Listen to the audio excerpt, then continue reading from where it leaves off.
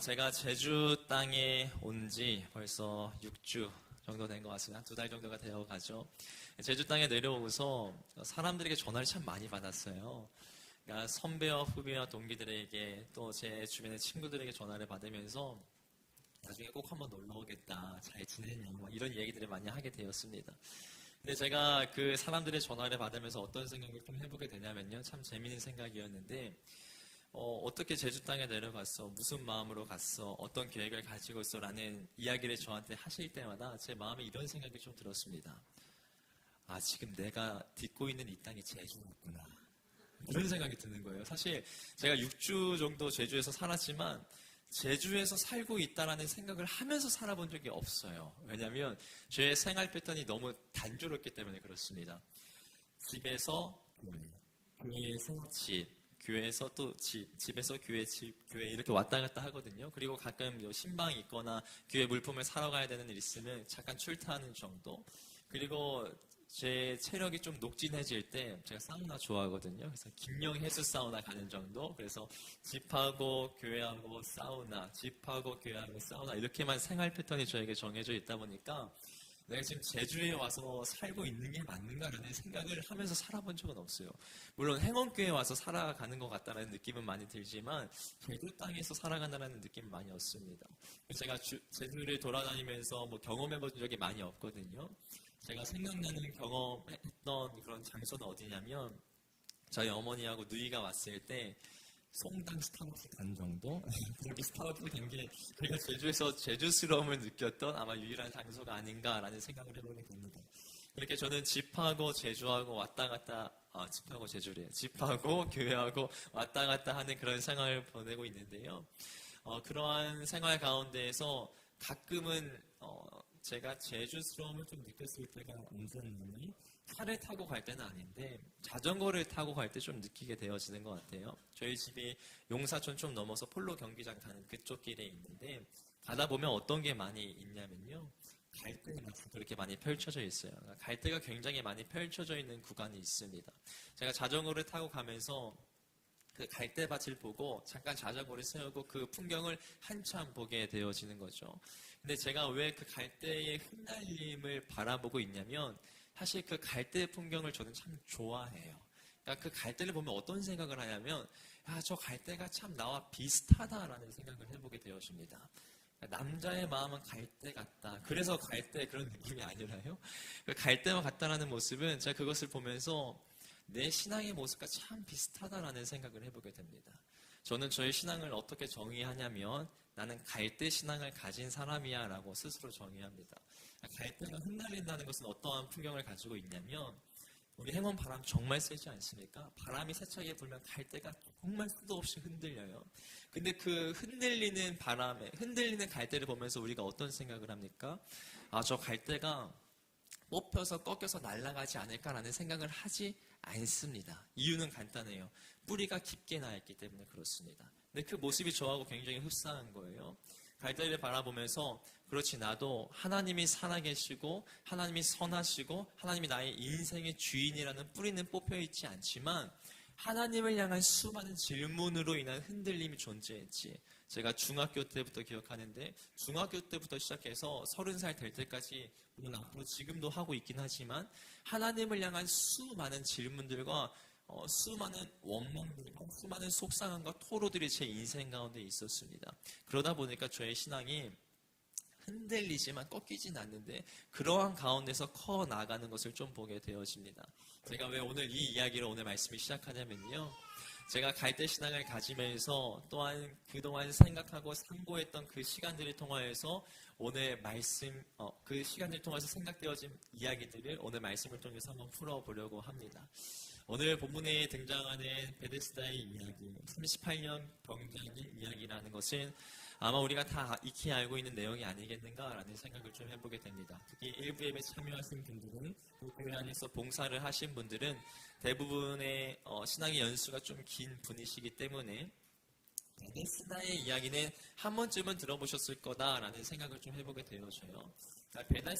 베데스다는 연못을 지칭하는데 예루살렘의 동북쪽에 있는 양문에 있는 연못이라고 이야기를 할 수 있을 것 같아요. 그 양문에서 어떤 일이 있냐면 이제 예루살렘에 들어가기 전에 그 정결케 하는 그 양을 들고 가는 그 양을 들고 들어가는 그 문인데 그 근처에 베데스다라고 하는 연못이 있습니다.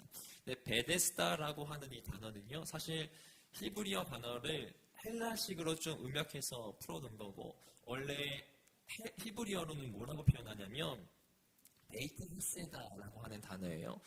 베이트라고 하는 것은 우리가 베델할 때 하나님의 집이라고 할 때 벳 그것과 베들레헴 빵집이라고 표현할 때 그 베들과 똑같은 단어예요. 베이트, 그러니까 별로 집이라는 표현이죠. 헤세다는 어떤 거냐면 한 번쯤은 들어보셨을 법한 히브리어인데 헤세드, 하나님의 은혜, 하나님의 자비라는 것이 담겨져 있는 단어인 거죠. 결국에 베데스다, 베이트 헤세다가 담고 있는 그 연못의 의미는 무엇이냐면 하나님의 은혜가 있는 연못이다. 하나님의 자비가 있는 연못이다. 라는 그런 별칭을 가지고 있는 게 그 연못의 의미라고 할 수 있겠습니다. 근데 참 독특하죠? 연못의 이름이 하나님의 은혜가 있는 집입니다. 하나님의 자비가 있는 집입니다. 라고 표현하는 게 조금 생소하기도 합니다. 근데 왜 그러한 의미와 그러한 별명이 그 연못 가운데 붙었을까요? 이유는 간단합니다. 그 연못에는 하나의 전설이 있기 때문에 그렇습니다. 그 전설은 어떠한 전설이냐면 거기가 아마 온천이라고 학자들은 좀 평가하는데 가끔 물이 뽀글 올라올 때 천사가 그것을 움직였다라고 생각하고 가장 먼저 들어가면 내가 가지고 있는 모든 질병이 치유되어진다라고 사람들이 생각했다라는 거죠. 근데 저는 말씀을 묵상하고 생각하면 생각할수록 그것은 아마 진짜였을 것이다라는 생각을 해요. 그리고 학자들도 고고학적으로 그것이 밝혀졌는데 철분이 많은 연못이었기 때문에 아마 질병을 가지고 있는 사람들이 낫기는 나았을 거다. 물론 계속해서 낫진 않았겠지만 가끔은 나았을 가능성이 크다라고 이야기를 합니다. 그래서 사람들이 그 베데스다라고 하는 그 연못에 하루에도 수백 명의 사람이 모여 있었다라고 성경은 기록하고 있는 것이죠. 그렇기 때문에 그 연못의 이름은 하나님의 은혜가 풍성한 집, 하나님의 자비가 있는 집이라는 별명을 가지게 되었습니다. 제가 오늘 말씀을 2주 전부터 준비했거든요. 말씀을 묵상할수록 이 연못의 이름처럼 하나님의 은혜, 하나님의 자비가 있는 집이 베데스다가 맞는가라는 생각에 대한 질문이 제 안에 계속해서 생기기 시작했어요. 그 이유는 무엇이냐면 이 베데스다 연못 가운데에 어떠한 사람이 병고침을 받았는가를 생각해보면 그것에 대해서 질문할 수 있다는 것이에요. 오늘 본문을 읽어보면 어떠한 병자가 베데스다 연못에서 치유를 받았을까요? 먼저 들어간 사람이라는 거죠. 그러니까 우리가 쉽게 표현해서 이렇게 얘기할 수 있을 것 같아요. 선착순 한 명. 선착순 한 명. 여러분 선착순이라는 게 어떻게 들려주십니까? 은혜가 있게 들려주세요. 그러니까 군대를 다녀오시는 분은 경험해 보셨겠지만 제가 군대에서 가장 힘들어했던 훈련은 물론 혹한기도 있는데 유격훈련이 가장 힘들었어요. 제가 군악대 출신이라서 그 유격훈련할 때 군악대 행사가 잡히면 너무 행복했어요. 왜 뺄 수 있으니까. 근데 그 유격훈련할 때 그 조교들이 일부러 그러는 것 같아요. 세력훈련 시키려고. 선착순 한 명. 저기 찍고 오는, 먼저 한 사람은 한 명 세워놓고, 그 다른 사람들은 계속 뺑뺑이 하는 거예요. 그러니까 선착순을 경험하면 어떠한 것을 경험해보게 되냐면, 한 명에게는 은혜가 있는 것처럼 보여요. 한 명에게는 자비가 있는 것처럼 보여집니다. 하지만 100명이라고 치면 한 명을 제외한 99명에게는 계속해서 은혜를 구하고 은혜를 탐닉할 수밖에 없는 상황이 펼쳐지게 되어진다는 것입니다.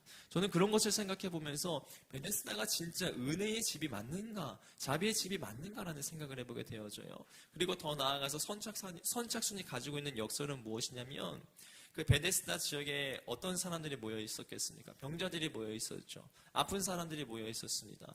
그러다 보니까 서로가 공감하는 거예요. 넌 이게 아프니? 나는 이게 아픈데. 같이 눈물도 흘렸을 것입니다. 서로를 향한 긍휼의 마음도 생겼을 것입니다. 근데 물이 움직이면 다 적으로 바뀐다는 거예요. 물이 움직이는 순간 내 가족도, 내 친구도, 내 친지도, 내가 사랑하는 사람도 밀어내고 내가 먼저 가야 되는 경쟁의 순간으로 바뀌어지게 되어져 버린다는 것입니다. 그리고서 더 이것이 왜 자비의 집이 아니겠다라는 생각을 제가 해보게 됐냐면 본문에 뭐라고 표현하고 있습니까? 이 베데스다에서 일어났던 이 일들을 전설이다라고 표현하는 거예요. 기정사실화가 된 것이 아니죠. 내가 내 주변의 사람을 다 물리치고 그 물에 먼저 들어가면 무조건 낫는다가 아니라 내 주변에 사랑하는 사람과 친구와 가족들을 밀어내고 먼저 들어갔지만 전설이기 때문에 그 치유가 일어나지 않을 가능성도 높다라는 것입니다. 제가 이렇게 말씀을 묵상하다 보니까 어떤 생각을 가지게 되냐면 오늘 설교의 제목이 나오게 됐는데 베데스다는 자비의 집이라고 말하지만 자비가 없다는 거예요. 영어에 그런 명대사가 있죠. 어이가 없네. 약간 그런 거 있지 않습니까? 죄송합니다. 아무튼 자비의 집에 자비가 없네. 약간 그런 느낌이 있는 거예요. 물론 베데스다가 자비의 집이라고 하는 은혜의 집이라고 하는 의미를 담고 있지만 진짜 은혜가 없네. 자비가 없네. 라는 생각을 하게 되어진다라는 것입니다. 그래서 이 말씀을 묵상하면서 어떤 생각을 하냐면 우리가 살아가고 있는 우리의 인생도 그리고 이 세상의 풍조도 세상의 모습도 베데스다와 왜 이렇게 흡사해 보이는지 모르겠다라는 생각을 해보게 되었습니다. 우리가 병자는 아니지만 우리의 마음 가운데 늘 그런 갈망이 있어요. 어떤 갈망이냐면 내가 좀 더 나은 인생을 살고 싶은 갈망이 있어요. 내가 좀 더 회복하고 싶은 인생을 살고 싶은 갈망이 있습니다. 내가 조금 더 만족하고 싶고 조금 더 풍요롭고 싶고 조금 더 자족하고 싶은 인생을 살고 싶은 것이 우리의 마음 가운데 갈증으로 남아있어요.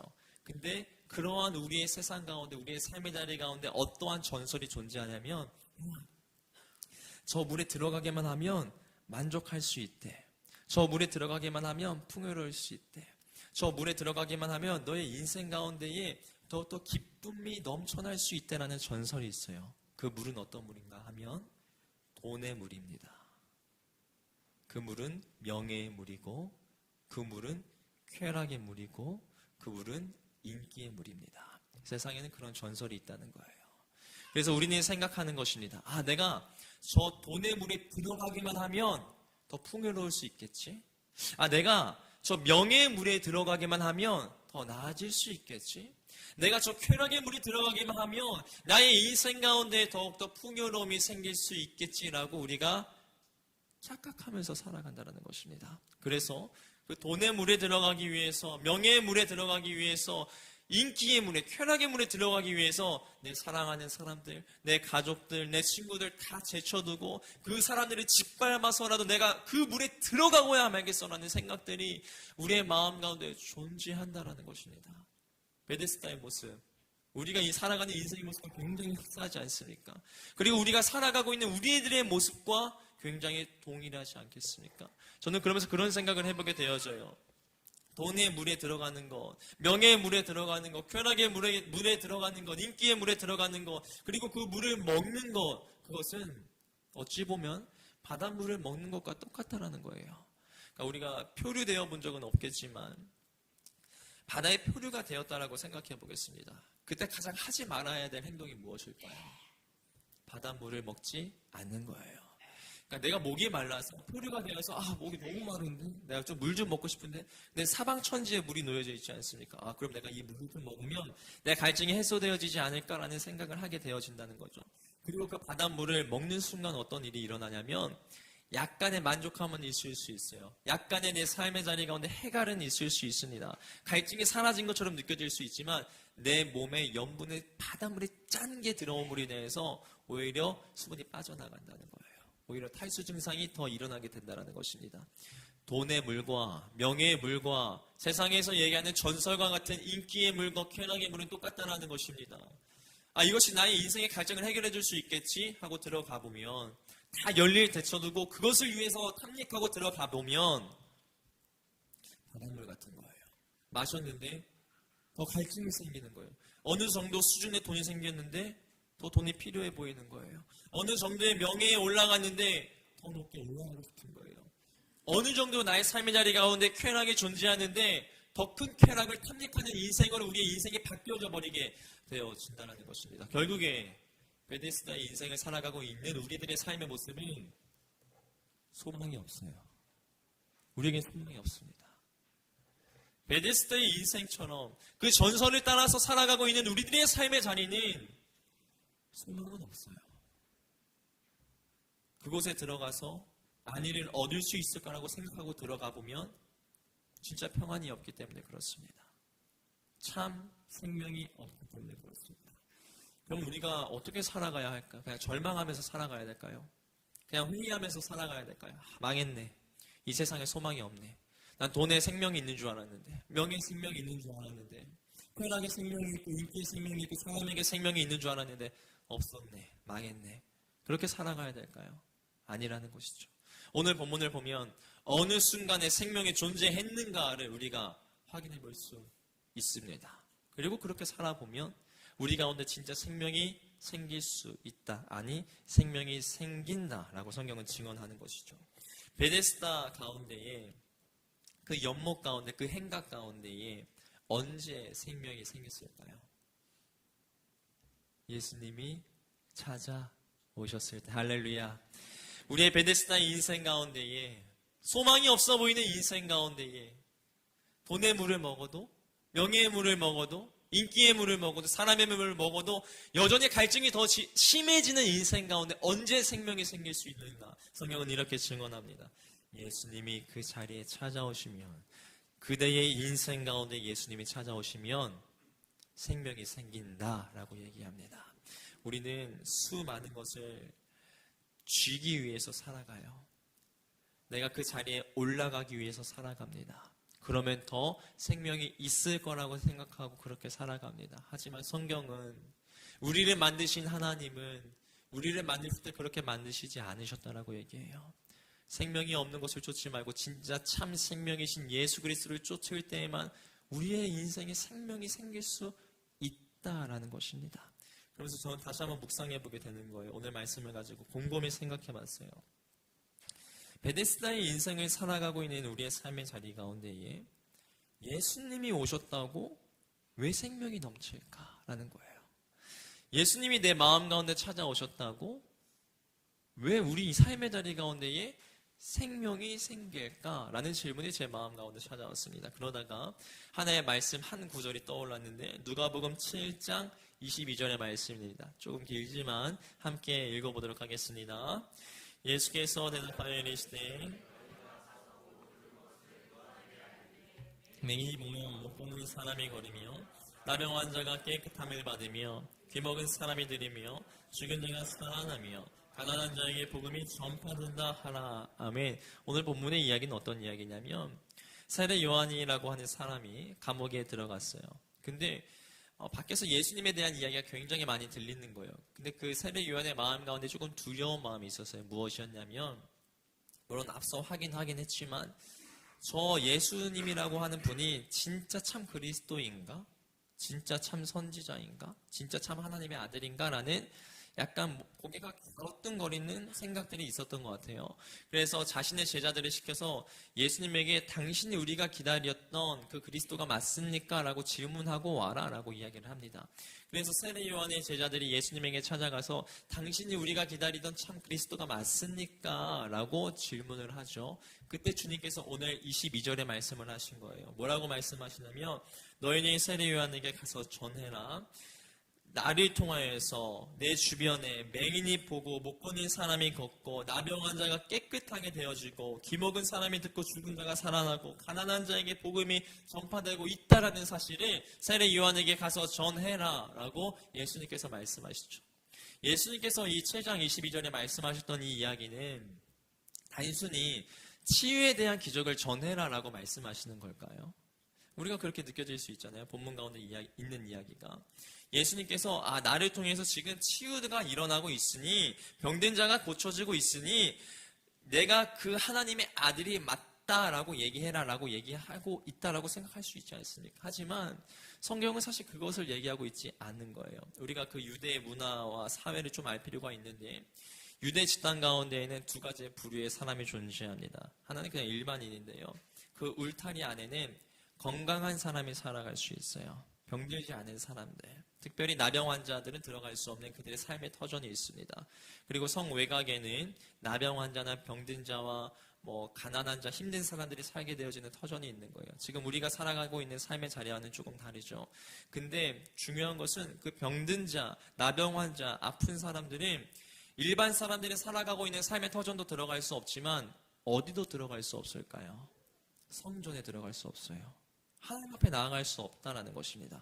근데 주님께서 아픈 사람들, 나병 환자들, 고통에 있는 그 순간에 있는 사람들을 치유하셨습니다. 그것은 어떤 의미일까요? 단순히 몸이 치유되었다? 아니요. 그들이 이제 하나님 앞에 나아갈 수 있게 되었다. 아멘. 그들이 이제 하나님 앞에 나아갈 수 있게 되었다는 것입니다. 그리고 이제 그들의 삶의 자리는 세상에서 가난하고 비천하고 힘든 삶의 자리가 아니라 이제 하나님 나라가 되었다라는 것입니다. 예수 그리스도가 우리의 삶의 자리 가운데 찾아오면 왜 생명이 있습니까? 단순히 예수님 찾아오셔서? 하나님의 아들이 우리에게 찾아오셔서? 아닙니다. 예수님이 찾아오면 우리에게 생겨나는 권한은 무엇이냐면 이제 하나님께 나아갈 수 있는 거예요. 죄로 인하여서 병들었던 우리들의 인생이 그 모든 것을 청산하고 하나님 앞에 나아가서 하나님을 예배할 수 있게 되어진 것입니다. 하나님을 찬미할 수 있게 되어진 것입니다. 하나님의 자녀라고 하는 권세를 누릴 수 있게 되어진 것입니다. 그로 인하여서 우리의 삶의 자리 가운데 펼쳐지는 것은 무엇이냐면 내가 딛고 있는 이 자리가 이제는 베데스다가 아니라 하나님의 나라가 된다. 그렇기 때문에 우리의 삶의 자리 가운데 생명이 있다는 것입니다. 하나님의 나라를 누리면 우리 삶에 어떠한 변화가 있을까요? 우리 인생 가운데 어떠한 변화가 생길까요? 요한복음 우리가 5장의 말씀을 읽었는데 요한복음 4장과 6장에서는 이 말씀들이 좀 강조하고 있어요. 먼저 4장의 말씀을 같이 읽어보도록 하겠습니다. 내가 주는 물을 마시는 자는 영원히 목마르지 아니하리니 내가 주는 물은 그 속에서 영생하도록 솟아나는 샘물이 되리라. 아멘. 요한복음 6장의 말씀도 한번 읽어보겠습니다. 예수께서 이르시되 나는 생명의 떡이니 아니할 터이요 나를 믿는 자는 영원히 목마르지 아니하리라. 아멘. 우리 인생 가운데 하나님의 나라가 펼쳐지면요 왜 생명이 생기는가? 늘 목마름과 늘 갈증과 늘 헛헛함으로 살았던 우리들의 인생 가운데에 생명수 되어주신 하나님이 찾아온다는 겁니다. 할렐루야. 우리의 헛헛하고 배고픈 인생 가운데에 만족하고 싶어하는 우리의 인생 가운데에 생명의 떡 되어주신 예수 그리스도가 찾아오신다는 것입니다. 할렐루야. 아멘. 그렇기 때문에 우리의 삶의 자리가 생명이 있어지는 거예요. 예전에는 배고픔이 있는데 공허함이 있는데 만족함이 없는데 여전히 목마른데 마실 게 바닷물밖에 없었다면 이제는 생명수, 생명의 떡, 생명의 근원 되신 예수 그리스도가 우리 인생 가운데 찾아오시기 때문에 만족할 수 있다. 갈급하지 아니할 수 있다. 생명이 넘쳐날 수 있다라고 성경은 증언합니다. 그렇기 때문에 히브리서 11장 우리가 믿음장이라고 표현하는데 그 하나님의 나라를 누리면서 살아가는 사람들에 대해서 히브리서 저자는 뭐라고 주석을 달아놓냐면 히브리서 11장 38절 제가 그 주석 부분만 읽어보겠습니다. 이런 사람은 세상이 감당하지 못하느니라. 아멘. 이런 사람은 세상이 감당하지 못한다는 거예요. 근데 이런 사람은 세상이 감당하지 못한다는 것을 우리말 성경에서는 뭐라고 번역했냐면 이렇게 번역해요. 이제 더 이상 그들에게는 세상은 가치가 없습니다. 하나님의 나라를 맛본 사람들, 하나님의 나라를 누리며 살아가는 사람들, 진짜 생명이 무엇인지를 맛본 자들은, 복음의 은혜를 맛본 자들은 이제 더 이상 나 돈의 물에 들어가야지, 명예의 물에 들어가야지, 쾌락의 물에 들어가야지, 인기의 물에 들어가야지, 사람의 물에 들어가야지라고 생각하지 않는다는 것입니다. 왜? 진짜 생명수로, 진짜 생명의 떡으로 내 영혼이 만족하기 때문에 그렇습니다. 내 삶의 자리 가운데에 공허함이 있다면, 가람이 있다면, 궁핍함이 있다면, 해결되어지지 않는 헛헛함이 있다면 우리가 찾아가야 되는 것은 수많은 물의 자리가 아니라 생명수 되시는, 생명의 떡 되시는 예수 그리스도 한 분인 줄을 믿습니다. 아멘. 제가 오늘 말씀을 이렇게 준비하면서 제가 목회 경력이 그렇게 길진 않아요. 돌이켜보니까 한 13년 정도 됐더라고요. 네, 설교 준비하는 게 저의 인생에 하나님 주신 달란트라고, 은혜라고 생각하는데 사실 어렵지는 않았어요. 근데 그 13년이라는 그 시간 중에서 설교 준비가 가장 힘들었던 순간이 언제일까요? 지금 이 순간, 지금 이 순간인 거예요. 오늘이 가장 어려운 거예요. 오늘이 가장 어려운 거예요. 그러니까 제가 왜 이렇게 어려운가 싶었어요. 2주 전부터 준비했거든요. 말씀을 연구하고 뭐 주석을 찾아보고 기도하고 묵상하고 하는 순간들은 어렵지 않았는데, 제가 본문이 딱 나오고 이제 제목 정해지고 논지 정해지면 사실 설교 준비가 하나님의 은혜 가운데 착착착 돼요. 근데 이번에 설교 준비하는데 너무 안 되는 거예요. 언제까지 안 됐냐면 어제 저녁 7시까지. 정말 설교 준비가 정말 안 되는 거예요. 설교를 한번 다 탈고 했어요. 이번 주 수요일에. 근데 아무리 이것을 가지고 묵상해도 이건 아니야, 하나님 말씀 아니야, 다 갈아엎었어요. 그것을 5번 반복했어요, 이번 주에. 그러니까 지금 제가 제정신이 아니에요. 성령에 취해서 있지만 제가 지금 제정신이 아니에요. 그래서 저녁 7시에 도저히 안 되겠다, 내가 진짜 이러다가 사람 잡겠다 싶어가지고 교회에 있다가 집에 이제 짐을 싸들고 들어갔어요. 그래서 제 아내한테 선포했어요. 여보, 나 오늘 밤새 주님과 씨름할 거야. 나 분이엘을 맞이해야겠어. 그렇게 이야기하면서 우리 2 아이를 당신에게 위탁할게. 아내가 좀 봐줘 라고 이야기를 하고 제가 골방에 들어갔어요. 근데 그 골방에 들어가는데 제가 아내한테 한 가지 질문을 좀 해보고 싶었어요. 무슨 말을 질문해보고 싶었냐면, 여보, 우리가 언제 하나님 나라를 누렸지? 라고 질문해보고 싶었어요. 왜 그랬는고 하면, 제가 설교가 계속해서 풀리지 않았던 이유가 뭐였냐면, 오늘의 말씀을 준비했는데 하나님의 나라를 맛보아도 여전히 인생이 헛헛한 자들이 있지 않겠습니까?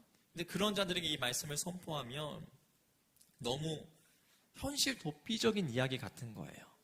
너무 정신승리 같은 이야기인 것 같은 거예요.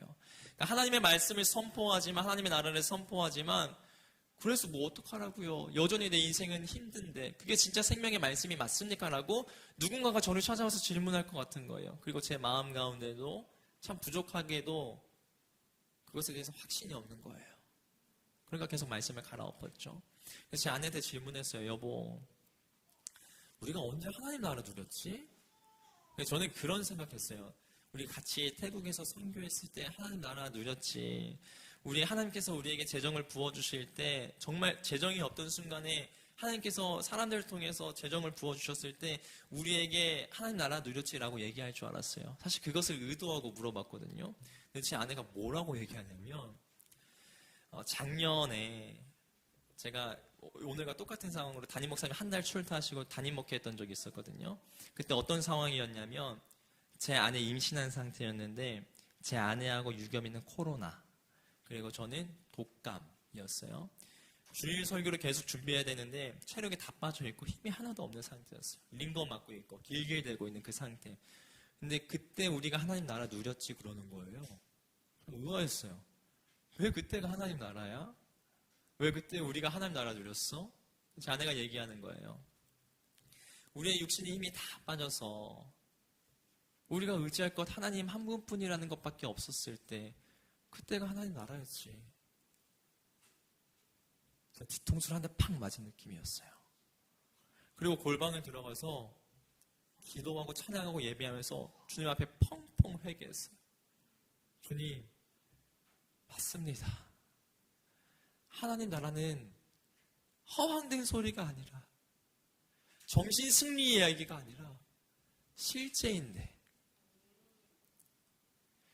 내 삶은 여전히 힘들어도, 고난이어도, 베데스다여도 주님이 나의 삶의 자리 가운데 찾아와서 하나님의 나라가 펼쳐진다면, 그래, 그게 진짜 나에게 생명이었는데 내가 잊고 살았구나. 내가 잊고 살았구나. 그래서 오늘 말씀을 준비할 때 그렇게 힘들었구나. 내가 여전히 그것을 망각하고 있었기 때문에 이게 진짜 생명의 말씀이라고 생각하지 못했구나 라고 주님 앞에 정말 눈물로 철저하게 회개하면서 오늘 말씀을 준비했습니다. 저는 오늘 믿음으로 선포하고 싶습니다. 우리 인생 가운데 여전히 어려움이 있을 수 있습니다. 여전히 헛헛함이 있을 수 있습니다. 여전히 공허함이 있을 수 있습니다. 여전히 갈증이 있을 수 있습니다. 하지만 그런 순간 가운데 예수 그리스도 찾아오신다면, 그로 인하여서 하나님의 나라가 우리의 삶의 자리 가운데 구현되어진다면 그게 진짜 생명입니다. 우리의 인생이 여전히 힘들어도, 공허해도, 아파도, 좌절의 순간이 있어도 예수 그리스도가 찾아와서 하나님 나라가 되어진다면 그게 진짜 생명인 줄 믿습니다. 오늘 말씀 마무리하겠습니다. 자, 요한복음 6장 말씀, 요즘에 요한복음의 말씀에 사무쳐 있거든요. 요한복음 6장의 말씀을 묵상하면서 어떤 생각을 해보게 되냐면, 요한복음 6장에 두 가지 이야기가 등장해요. 하나는 우리에게 너무나도 친숙한 오병이어 사건, 그리고 다른 하나는 그 오병이어 사건 이후에 일어났던 풍랑 사건을 주목해서 보게 되어졌습니다. 오병이어 사건이라는 것은 어떠한 것이냐면, 예수님께서 떡을 떼주고 물고기를 나눠주는 상황이에요. 근데 그 상황을 간략하게 설명해 보면, 예수님께서 물고기를 주고 떡을 떼주는 그 상황을 성경은 뭐라고 표현하냐면 빈들이었다라고 표현해요. 근데 빈들이라고 하는 단어가 원어로 보면 무엇하고 똑같은 줄 아세요? 광야예요. 에레머스. 광야라는 거예요. 그렇게 광야라는 거, 빈들이라는 거, 우리가 저 푸른 초원이를 생각하지만 그것이 아니라 진짜 아무것도 없는, 구할 것이 없는 상태를 얘기하는 거예요. 근데 그것이 우리에게 무엇을 의미하냐면, 아무것도 없는 상황이지만 주님이 함께 하시면 우리의 광야와 같은 인생은 잔치의 자리가 된다라고 성경이 선언하는 말씀이거든요. 오병이의 말씀은. 그렇게 그 아주 하나님께서 허락하여 주시는 풍족한 은혜의 이야기를 6장은 먼저 기록하고 있어요. 근데 그 다음에 나오는 이야기가 뭐냐면 풍랑 이야기인 거예요. 참 아이러니하죠. 반전인 거죠. 하나의 앞의 이야기는 예수님이 계셔서 풍족한 이야기. 근데 다른 하나의 이야기는 예수님이 계신데 풍랑을 맞이하는 이야기. 이 말씀 도대체 뭔가? 라는 말씀을 가지고 새벽에 말씀을 묵상하면서 준비하게 됐습니다. 근데 제가 내려졌던 결론은 뭔지 아세요? 우리의 인생에 주님을 믿어도, 내가 하나님 나라를 누리면서 살아간다라고 얘기해도 여전히 잔치일 수 있습니다. 하지만 그 잔치를 넘어서 풍랑일 수도 있습니다. 우리가 그것을 기대하죠. 내가 예수 믿었으니까 이제 하나님 나라 누리니까 내 인생 영원히 풍랑 없이 여전히 잔치일 거야 라고 생각하지만 성경은 그렇게 증언하지 않습니다. 성경은 뭐라고 얘기하냐면 예수님 믿어도, 하나님 나라 누려도 여전히 잔치일 때 있고 여전히 풍랑일 때 있다. 근데 달라지는 게 뭔지 아니? 주님이 저에게 말씀하십니다. 모든 순간이든 내가 함께한다. 그래서 6장에 나오는 말씀에 뭐라고 표현되어져 있냐면, 주님이 우리에게 이렇게 말씀하십니다. 내니 두려워하지 말라. 우리의 삶의 자리 가운데에, 베데스다와 같은 인생 가운데에 풍랑이 존재할 수 있고 여전히 헛헛할 수 있고 여전히 공허할 수 있지만 그 자리에 주님 함께 하시면 생명이 시작됩니다. 우리가 믿음의 눈을 들어서 주님을 바라볼 수 있는 영의 눈만 열릴 수 있다면 주 예수와 동행하니 그 어디나 하늘 나라인 줄을 믿습니다. 아멘. 우리가 이 시간 함께 찬양하면서 주님의 은혜를 간구하며 기도하며 나아가는 시간 됐으면 좋겠습니다. 조금 익숙하시지 않은 찬양일 수 있는데요, 이곳에 임하신 하나님의 나라, 이곳 가운데 임하여 주신 하나님의 나라 믿음으로 선포하면서 기도하며 나아가도록 하겠습니다. 이곳에 임하신 하나님 나라, 가난한 마음으로 바라보리라. 먼저 그 나라 귀띠귀하며 나의 삶 드리리. 주님이 맡기신 하나님 나라 믿음의 눈으로 바라보리라. 하늘의 뜻이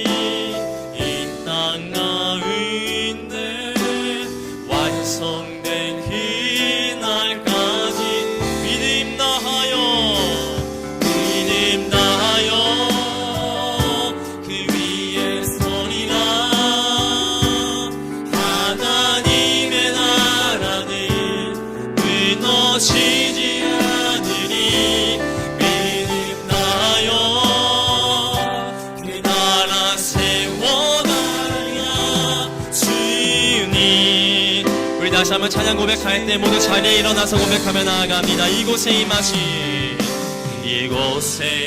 임하신 하나님 나라 가난한 마음 위로 바라보리나 먼저 그 나라 귀뜨끔하며 나의 삶 드리니 주님이 맡기신 하나님 나라 주님이 맡기신 하나님 나라 믿음의 눈으로 바라보리나 하늘의 뜻이 이 땅 가운데 완성될 그날까지 아멘 믿음 다여 그 위에 서리라 하나님의 나라는 무너지지 않으리 믿음 다여 그 나라 세워가리라 주님 다시 한번 우리 믿음으로 선포합니다. 믿음 나여 그 위에 서리라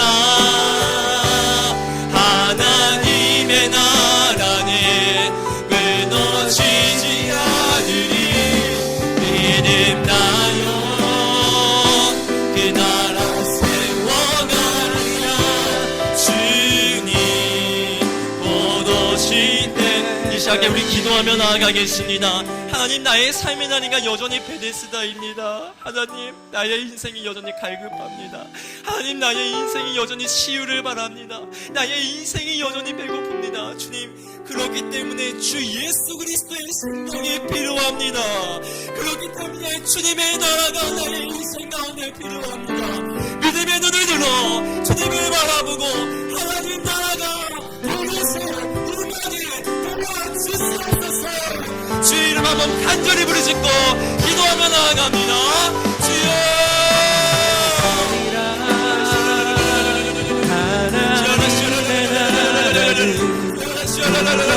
아버지 사랑하는 성도들의 인생 가운데 모든 당신과 모든 공허와 모든 배고픔과 모든 환난과 모든 역경 가운데 주님 찾아가 주시옵소서.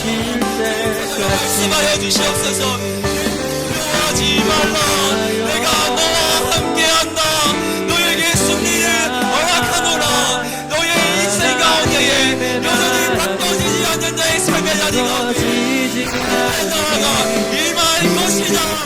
살아계신 아버지 주의 그 말씀이 우리 가운데 심겨지 넣어주시옵소서. 우리 말씀 가운데 우리의 마음 가운데에 생각하게 도와주시옵소서. 살아계신 아버지 주의 감사하며 나아갑니다. 우리 사랑하는 성도들의 눈이 열려질 수 있도록 우리 사랑하는 성도들의 귀가 열려질 수 있도록 우리의 사랑과 우리의 공허한 마음과 우리의 갈급한 마음과 믿음 다여 그 나라 세워가리라 일어나 걸으라 곧 오실 때까지 믿음 다여 위에 서리라 하나님의 나라는 무너지지 않으리 육체의 아픔과 어떤 삶과 자녀의 가운데 있는 주의 자녀들의 심령 가운데 아버지 찾아가 주시옵소서. 아버지 지금 이 시간 말씀하여 주시옵소서. 아버지 은혜를 놓아여 주시옵소서. 아버지를 바라보게 도와주시옵소서. 아버지의 손을 붙잡고 나아가게 도와주시옵소서. 하나님 우리의 아버지 우리의 치유자 아버지 우리의 인도자 아버지 우리의 삶의 자리 가운데 내놓게 하여 주시니 하나님 주님을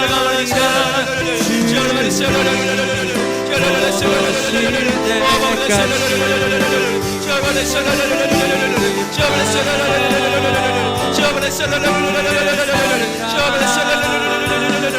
오늘 성도들의 심령 가운데 찾아가 만나 주시옵소서. 모든 결백과 모든 공허함을 주 예수 그리스도의 은혜로 말미암아 채워질 줄을 믿습니다. 아버지 은혜로 함께하여 주시옵소서. 살아계신 아버지, 우리의 인생이 베데스다입니다. 주님, 여전히 공허하고 여전히 아프고 여전히 헛헛하고 여전히 갈증이 있는 인생입니다. 그래서 돈도 찾아가 보고 명예도 쫓아보고 사람도 만나보고 쾌락도 쫓아보는 인생을 살았는데 더 갈증이 심해집니다. 그러나 주님, 우리에게 소망이 있는 것은 주님이 우리의 삶의 자리 가운데 지금 찾아와 주신 것이 우리의 참된 소망입니다. 이 시간 믿음의 눈을 들어서 여전히 공허함 가운데 헛헛함 가운데 좌절의 상황 가운데 있는 주의 자녀들의 인생 가운데 하나님의 나라가 펼쳐질 수 있도록 은혜로 함께하여 주시옵소서. 자신이 주인 되어서 살아가는 것이 아니라 우리의 인생 가운데 찾아와 주신 하나님을 주인으로 삼음으로 인해 하나님의 나라가 펼쳐질 수 있도록 역사하여 주시옵소서. 하나님, 우리가 작은 정성 모아서 주님께 올려드립니다. 이 물질의 헌금의 고백은 모든 것의 주인이 하나님이라는 고백입니다. 그 고백대로 살아갈 수 있는 은혜가 더욱 있을 수 있도록 성령 하나님 역사하여 주시옵소서. 이제는 우리 주 예수 그리스도의 은혜와 하나님의 사랑과 성령의 사귐의 역사가 베데스다의 자리를 털고 일어나 주님의 손을 붙잡고 살아가기를 간절히 소망하는 주의 자녀들의 머리 가운데 있기를 간절히 축원하옵나이다. 아멘.